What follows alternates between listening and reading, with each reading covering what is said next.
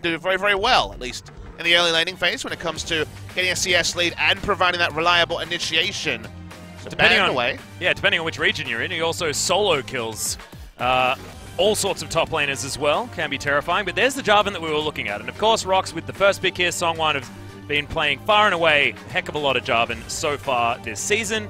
And that one will be taken. So now what does Peanut hop onto? Does he get into playing the Zac, or is it just going to be a Nidalee comp? Oh, baby. Oh, it is. Okay, so who needs a tank? Who needs initiation? Let's just go for some poke, smack people around, and then use Gorilla's Cosmic Radiance if we ever get engaged on and turn it all around. And the Taric also allows you to skimp on tankiness. Now, usually that means one tank, which is the Taric himself here. You'd probably prefer a second one.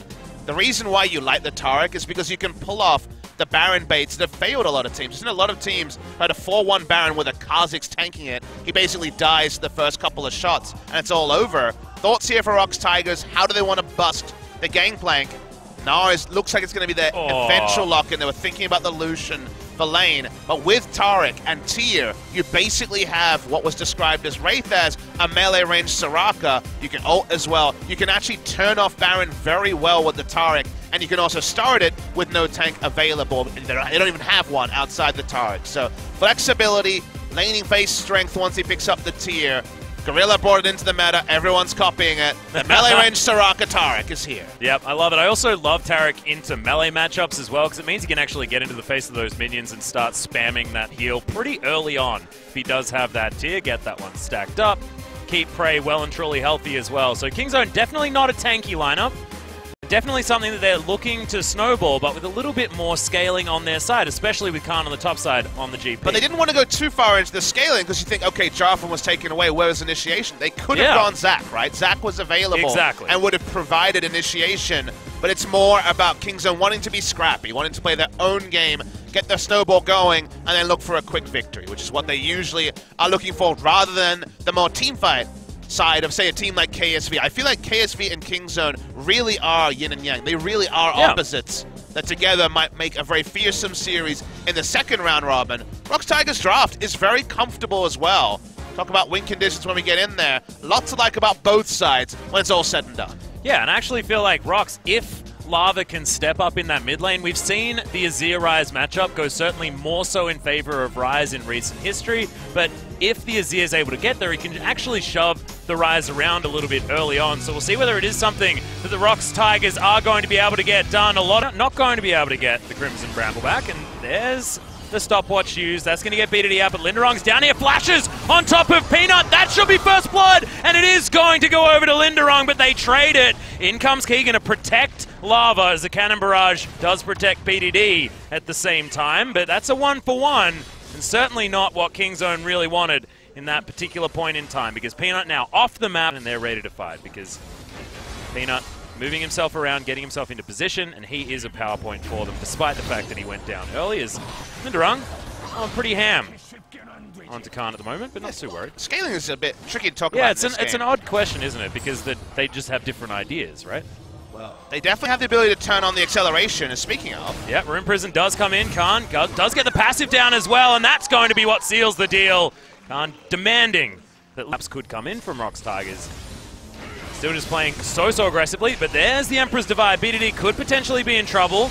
Realm Warp isn't going to be used just yet, as there's a Cataclysm, and he's used it too late. Can't quite get himself out, and Peanut, I feel like he was saying bait this, but it just wasn't enough. Yeah, the spear went wide. Peanut took too long to get there. Wasn't really able to turn it around. Connection between BDD and Peanut, still not perfect.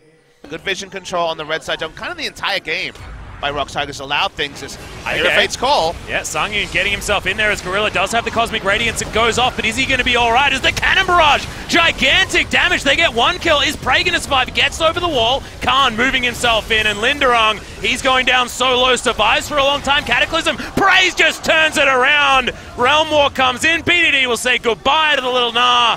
And ROX, underneath their turret, lose the fight 2-1. Yeah, they're not able to have enough tankiness to re-engage, and Kingzone come from all angles. They continue to. Prey walks up. There's that Rift Herald we talked about, answering mid lane turret. Close fight there from both teams. Understandable with ROX's comp, but Kingzone aren't done just yet. This is exactly what their comp wants to do as well. Grab a couple of picks and then siege, using the Nidalee, using the poke from the Ezreal is key. He's going to reap the benefit for Kingzone on that one.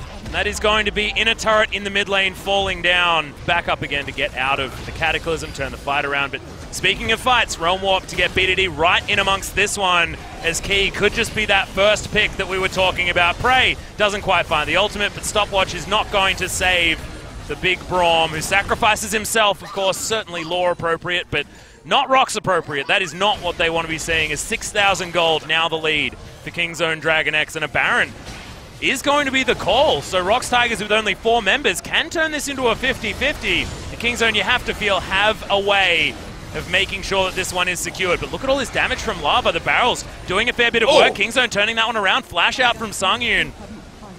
Scary times. So could say on it, re-engage. Songwon, okay, goes in super aggressively, but Linderong, he's the one that takes down Gorilla. He's going to sacrifice himself for it, though, on Lava. Now at half health, the spear just grazes his backside on the way out. Minion wave in the mid lane means Kingzone trying to answer a potential flash from Songwon, whose flash is now on cooldown. He's very, very low. They've kept the Baron leash. There's the cannon barrage. Fate's call comes in, but it's so defensive. And Kingzone just forced the Baron perfectly. And that was not a 50-50 at any moment. Everyone stopped DPS in the Baron at 2,800 HP. They looked for the turn. That's why we saw Cosmic Radiance. We're waiting for the Realm Warp. So was ROX. They had to back away, turn back onto the Baron, burn it down. Very nice Baron setup, even in a very high-tension moment. And fighting the things that they want as the Cataclysm comes down onto 3. 2 members having to flash out as there's the Emperor's Divide. And they grab Prey to start this one off. The Cannon Barrage does a whole lot of damage, and the double kill comes down from Khan. Make that a triple as Songyun has to flash to get the hell out of dodge. Linderong makes it a quadra. Could it be the pentakill now for Khan as he's hopped into the Realm Warp? He can't get that. Oh, he's He teleporting can't actually get over the teleport. Oh boy, he's going to come down. Oh god, okay. They want to give him the penta. Can he grab it? He doesn't get the damage, and that's going to be the ace. The penta's stolen because of Peanut, but that still means the end of the game. Kingzone Dragon X take down the Nexus against the ROX Tigers, who had one last-ditch effort and couldn't make it work. But Atlas with a Nidalee draft. Kingzone play a game so clean that if you were taking a shower and tried to wash yourselves with this game, you'd be cleaner than you could ever imagine. Beautiful stuff. The best stuff. body wash